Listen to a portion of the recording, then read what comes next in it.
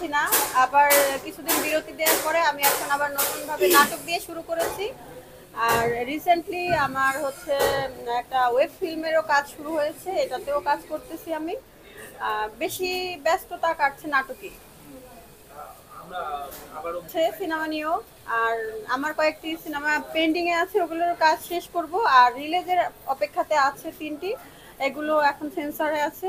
এটা রিলিজ হওয়ার পরে তারপরে আবার নতুন ভাবে সিনেমাতে কাজ করার ডিসিশন নেব। আজকে কোন ক্যাটাগরিতে আপনি অ্যাওয়ার্ড পাচ্ছেন? ক্যাটাগরিতেই পাচ্ছি। আমি সিনেমার আর্টিস্ট, বাট অনেকদিন পরে নাটকে অভিনয়ের জন্য অ্যাওয়ার্ড পাচ্ছি। আর হচ্ছে এখানে আরো আমার পারফরমেন্সও আছে। আমি যেহেতু আর্টিস্ট, সাকিব খান ছাড়া সবার সাথেই কাজ করার ইচ্ছা আছে। শাকিব খানকে কেন মানে অপছন্দ কেন? আমি ব্যক্তি সাকিব খানকে একটু অপছন্দ করি, সেই ক্ষেত্রে মানে ওই ব্যাপারটাই বারবার চলে আসে। আপনারা কেন জিজ্ঞেস করেন জানি না, এটা আমি আমার কাছে রাখতে চাচ্ছি, তাকে নিয়ে কথা বলতে চাচ্ছি না আপনাদের সামনে। বাট সে ছাড়া নতুন পুরান যারাই আছে সবার সাথে কাজ করার ইচ্ছা আছে আমার। তারপরও যদি একটু ভালো আপনারাই জানেন, কারণ এই ব্যাপারটা নিয়ে তো আপনারাই বেশি ঘাটাঘাটি করেছেন। তারপর একটু দর্শকরা শুনতে চাই তারপর আপনার কাছে। আর যতটুকু বলবো একটু সংক্ষিপ্তে বলি আমি, সেটা হচ্ছে যে তার সাথে কাজ করলেই দেখা যায় যে পার্সোনাল লাইফে একটা খারাপ প্রভাব চলে আসে। কেউ কেউ বলে তার বাচ্চার মা হয়ে যাব, কেউ কেউ বলে তার বউ হয়েছি 3 বছর পরে এটা প্রচার হবে, আর কেউ কেউ তো নিজেকে তার বউ বলেই দাবি করে। তো এই সব মানে পুরো ব্যাপারটা আমার কাছে, আমার কেন জানি মনে হয় তার নাম মানেই একটা উল্টাপাল্টা কিছু। এই কারণে আমি তার সাথে কাজ করতে ইচ্ছুক না। শাকিব খানের সাথে তার কারণে দ্বন্দ্ব না থাকলেও আমি যেহেতু একজন ফিল্মের আর্টিস্ট, তার জন্য আমার মনে হয় যে আমি অনেক গালি শুনি, আমাকে মানুষ খারাপ কথা বলে, তার কারণে আরো অনেক আর্টিস্টরাই বাজে কথা শুনে। সে উল্টাপাল্টা করছে, সব দোষ এসে পড়ে অন্য নায়িকাদের উপরে। নায়িকারা এইটা সেইটা, সিনেমার নায়িকা হলে ওই সাকিব খানের কাছে যাওয়া লাগে, এইসব কথাও আমাকে শুনতে হয়েছে। এরকম এরকম নিউজ অনেক আগেও হয়েছে। আমি তো একই কথা তো আমি নতুন ভাইরাল হওয়ার জন্য বলতেছি না ভাইয়া, আমি আরো 2, 4, 5 বছর আগে থেকে সেম কথাই বলছি। নতুন ভাবে ভাইরাল হওয়ার মতো আমার কাছে কিছুই নাই, আমি আলোচনায় থাকতেই চাই না। এই কারণেই আমি আপনাকে বলছিলাম যে এই কথাটা বাদ দিয়ে অন্য কোনো কোশ্চেন থাকলে করেন। শাবনূর আপুর সাথে কখনো দেখা হয়েছে? হ্যাঁ হ্যাঁ, ইলেকশন যদি শেয়ার করতে চান দর্শকদের সাথে। তাকে, তার সাথে তো ওরকম কোনো স্মৃতি নাই, বাট আমার ফিল্মে আসা, তাকে ফলো করেই, তাকে তার প্রতি ভালোবাসাটা আছে বলেই ইলেকশনের সময় সে আসছিল, তাকে জড়িয়ে ধরেছিলাম।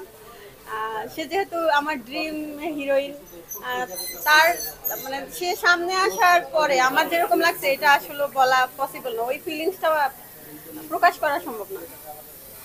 একজন শিল্পী হিসেবে একেবারে নোংরা একটা অবস্থা, কারণ ইলেকশনের সময় আমি ছিলাম, আপনারা সবাই ছিলেন, আপনাদের সবার সামনে। আর সে কিন্তু আমার শিল্প সমিতির পদ পর্যন্ত বাতিল করে দিয়েছিল। তারপরে সে আবার নির্বাচনের আগে আগে সেটা ফেরত দিল। আবার সে নির্বাচনের রেজাল্টের পরে নিপুণ আপু সবার সামনে এসে কি করলো, মেনে নিল, সবার সামনে সে ফুলের মালা পরিয়ে দিল। আমরা কিন্তু সবাই শিল্পীরা সবাই খুবই খুশি ছিলাম যে যাক, যা হওয়ার পিছনে হয়ে গেছে। এখন যেহেতু আবার ইলেকশন হয়ে গেল, নিপুণ আপু এটা ভালোভাবে গ্রহণ করলো, সবাই তার প্রতি প্রচন্ড হ্যাপি ছিলাম। এরপরে সে যে কাজটা করলো এটা নোংরামি ছাড়া কিছুই না, এটা ক্ষমতার অপব্যবহার আমি মনে করি। আর তার যে কিসের ক্ষমতা, কিসের পাওয়ার, সে মনে করে আমরা কেউ জানি না, সবাই কম বেশি জানি। বাট সে যেটা করতেছে এটা শিল্পী সমিতির প্রতি সবাই থুথু মারছে, সোজা কথা। মানুষ হাসাহাসি করে শিল্পী সমিতির কথা বললে। আপনি কি মনে করেন আসলে ওইটা মেনে নিতে পারছে না, সে মেন্টালি আপসেট হয়ে গেছে। নির্বাচন হওয়ার পর থেকে সে যতই চেষ্টা করেছে যে মেনে নেই, আসলে সে মন থেকে এটা মানতে পারে না। বা তার সাথে অন্য কেউ আছে যারা তাকে উস্কানিমূলক কোনো আশা দিচ্ছে যে আপনি আবার এই করেন, আমরা আপনার সাথে আছি। বাট সে যেটা করতেছে আমার মতে এটা পুরোপুরি ভুল ডিসিশন। তার সে যেরকম ভাবে মেনে নিয়েছিল ওইভাবে একসাথে থাকলেও তো কাজ করা যায়। সে যদি শিল্পী সমিতির জন্য কিছু করতেই চায়, সবার সাথে থাকলেও তো এটা করা যেত, সে কিন্তু সেটা করে নাই। তারা আসলে এই আলোচনা হচ্ছে, এখন আপনারাই সেটা ফাইন্ড আউট করেন। আমি যেহেতু একজন শিল্পী, আমি আসলে কারো ব্যক্তিগত ব্যাপারে এই ব্যাপারটা নিয়ে আলোচনা করতে চাই না ভাইয়া।